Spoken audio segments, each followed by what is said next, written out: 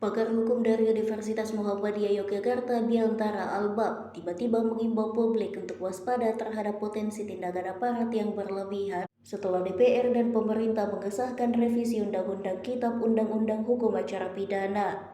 Menurutnya beberapa ketentuan baru dalam revisi tersebut berpotensi melanggar prinsip-prinsip konstitusional.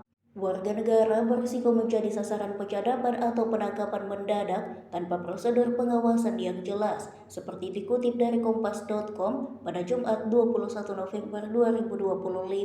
Ia menegaskan perluasan kewenangan seperti penyadapan, penahanan, dan penyitaan seharusnya tetap berada di bawah pengawasan pengadilan. Tanpa itu, prinsip checks dan balance sebagai fondasi negara demokratis bisa runtuh dan membuka peluang tindakan sewenang-wenang terhadap masyarakat. Selain itu, sejumlah pasal dalam revisi KUHP berpotensi bertentangan dengan Undang-Undang Dasar 1945, terutama pasal 28D mengenai hak atas kepastian hukum serta pasal 28G tentang hak atas rasa aman. Menurutnya penting masyarakat memahami batas-batas kewenangan aparat penegak hukum serta hak-hak dasar yang melekat pada setiap warga negara. Pengetahuan tersebut menjadi perlindungan awal terhadap potensi penyalahgunaan kekuasaan.